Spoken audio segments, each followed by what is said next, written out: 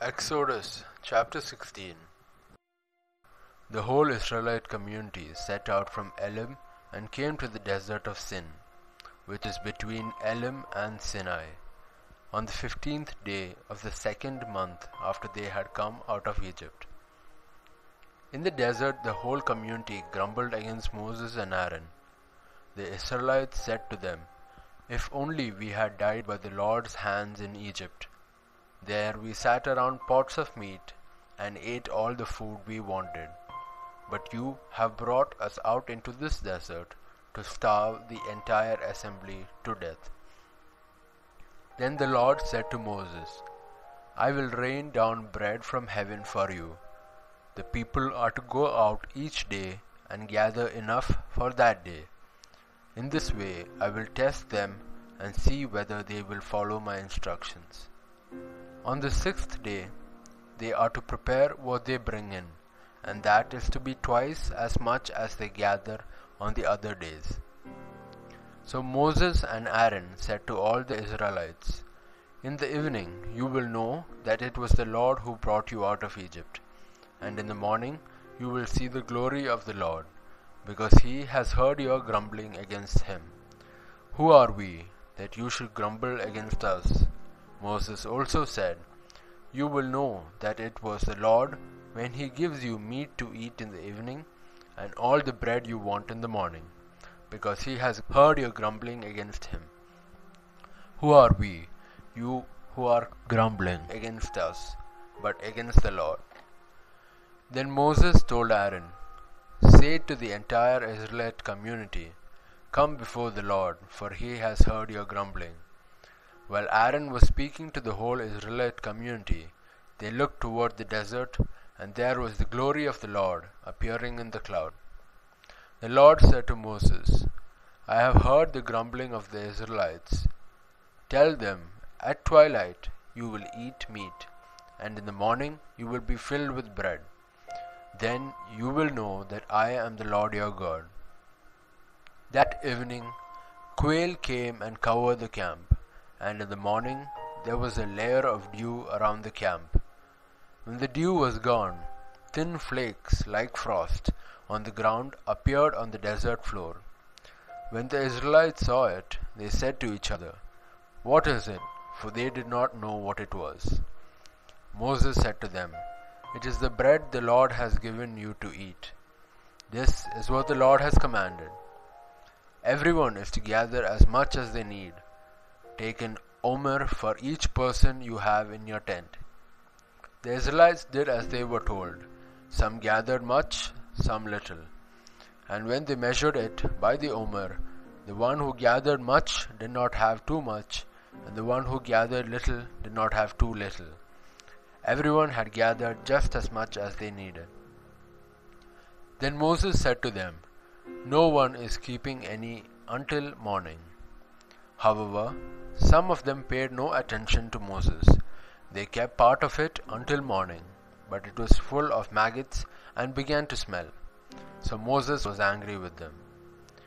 Each morning everyone gathered as much as they needed, and when the sun grew hot, it melted away. On the 6th day they gathered twice as much, 2 omers for each person, and the leaders of the community came and reported this to Moses. He said to them, "This is what the Lord commanded. Tomorrow is to be a day of Sabbath rest, a holy Sabbath to the Lord. So bake what you want to bake, and boil what you want to boil. Save whatever is left, and keep it until morning." So they saved it until morning, as Moses commanded, and it did not stink or get maggots in it. "Eat it today," Moses said, "because today is a Sabbath to the Lord. You will not find any of it on the ground today. 6 days you are to gather it, but on the 7th day, the Sabbath, there will not be any." Nevertheless, some of the people went out on the 7th day to gather it, but they found none.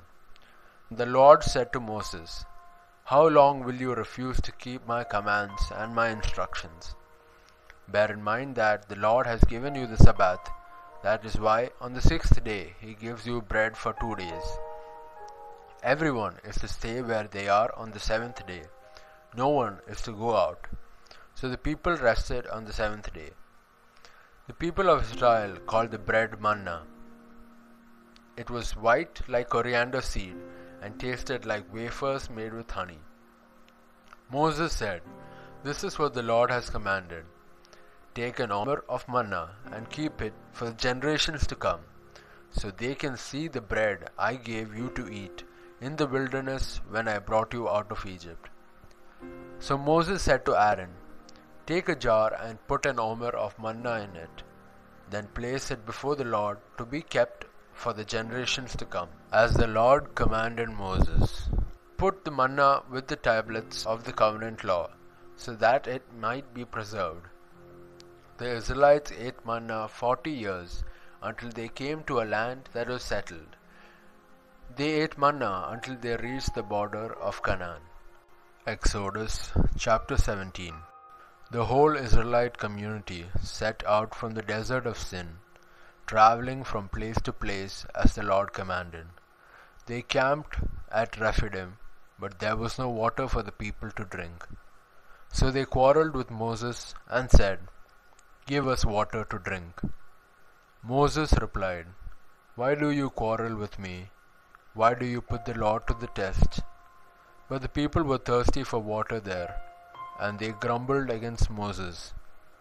They said, "Why did you bring us up out of Egypt to make us and our children and livestock die of thirst?" Then Moses cried out to the Lord, "What am I to do with these people? They are almost ready to stone me." The Lord answered Moses, "Go out in front of the people. Take with you some of the elders of Israel, and take in your hand the staff with which you struck the Nile, and go. I will stand there before you by the rock of Horeb. Strike the rock, and water will come out of it for the people to drink." So Moses did this in the sight of the elders of Israel. And he called the place Massah and Meribah, because the Israelites quarreled and because they tested the Lord, saying, "Is the Lord among us or not?" The Amalekites came and attacked the Israelites at Rephidim. Moses said to Joshua, "Choose some of our men and go out to fight the Amalekites. Tomorrow I will stand on top of the hill with the staff of God in my hands." So Joshua fought the Amalekites as Moses had ordered, and Moses, Aaron, and Hur went to the top of the hill. As soon as Moses held up his hands, the Israelites were winning, but whenever he lowered his hands, the Amalekites were winning. When Moses' hands grew tired, they took a stone and put it under him, and he sat on it. Aaron and Hur held his hands up, one on one side and one on the other, so that his hands remained steady till sunset. So Joshua overcame the Amalekite army with the sword. Then the Lord said to Moses, "Write this on a scroll as something to be remembered, and make sure that Joshua hears about it, because I will completely blot out the name of Amalek from under heaven." Moses built an altar and called it, "The Lord is my banner." He said, "Because hands were lifted up against the throne of the Lord will be at war against the Amalekites from generation to generation. Exodus chapter 18. Now Jethro, the priest of Midian and father-in-law of Moses, heard of everything God had done for Moses and for his people Israel, and how the Lord had brought Israel out of Egypt. After Moses had sent away his wife Zipporah, his father-in-law Jethro received her and her 2 sons. One was named Gershom, for Moses said, "I have become a foreigner in a foreign land." And the other was named Eliezer, for he said, "My father's God was my helper. He saved me from the sword of Pharaoh." Jethro, Moses' father-in-law, together with Moses' sons and wife, came to him in the wilderness, where he was camped near the mountain of God.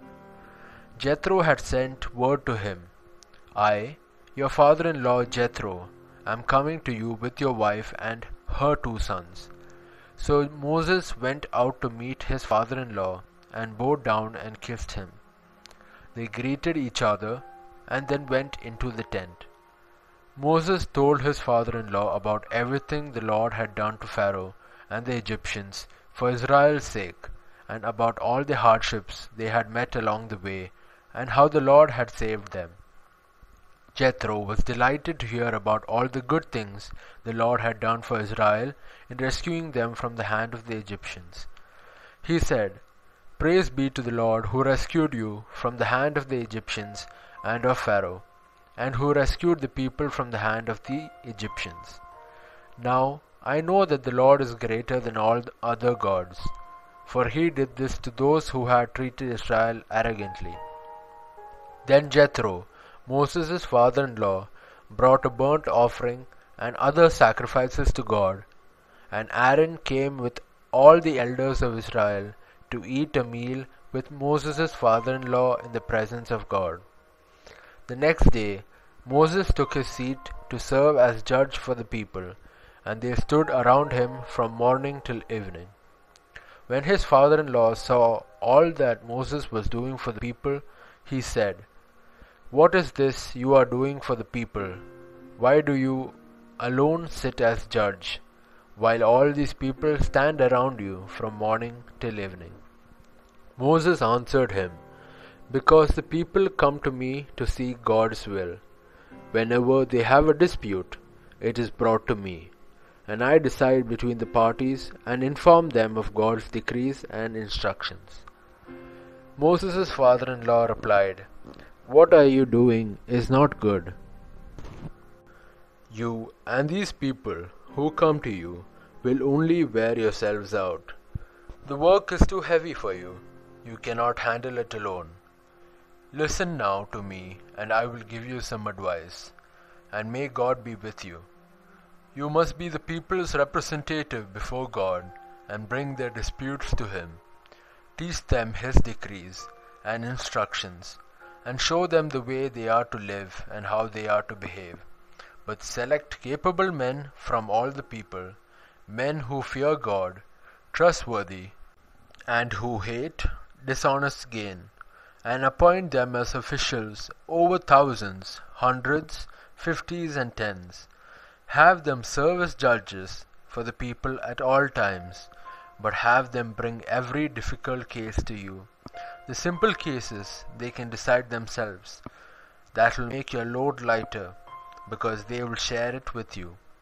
If you do this, and God so commands, you will be able to stand strain, and all the people will go home satisfied. Moses listened to his father-in-law and did everything he said. He chose capable men from all Israel and made them leaders of the people, officials over thousands, hundreds, fifties, and tens. They served as judges for the people at all times. The difficult cases they brought to Moses, but the simple ones they decided themselves. Then Moses sent his father-in-law on his way, and Jethro returned to his own country. Exodus chapter 19. On the first day of the 3rd month after the Israelites left Egypt, on that very day they came to the desert of Sinai. After they set out from Rephidim, they entered the desert of Sinai, and Israel camped there in the desert in front of the mountain. Then Moses went up to God, and the Lord called to him from the mountain and said, This is what you are to say to the descendants of Jacob, and what you are to tell the people of Israel. You yourselves have seen what I did to Egypt, and how I carried you on eagle's wings and brought you to myself. Now, if you obey me fully and keep my covenant, then out of all nations you will be my treasured possession. Although the earth is mine, you will be for me a kingdom of priests and a holy nation. These are the words you are to speak to the Israelites. So Moses went back and summoned the elders of the people and set before them all the words of the Lord had commanded him to speak. The people all responded together, "We will do everything the Lord has said." So Moses brought their answer back to the Lord. The Lord said to Moses, "I am going to come to you in a dense cloud, so that the people will hear me speaking with you and will always put their trust in you." Then Moses told the Lord what the people had said. And the Lord said to Moses, "Go to the people and consecrate them today and tomorrow. Have them wash their clothes and be ready by the third day, because on that day the Lord will come down on Mount Sinai in the sight of all the people. Put limits for the people around the mountain and tell them, 'Be careful that you do not approach the mountain or touch the foot of it. Whoever touches the mountain is to be put to death. They are to be stoned or shot with arrows. Not a hand is to be laid on them. No person or animal shall be permitted to live. Only when the ram's horn sounds a long blast may they approach the mountain." After Moses had gone down the mountain to the people, he consecrated them, and they washed their clothes. Then he said to the people, "Prepare yourselves for the third day.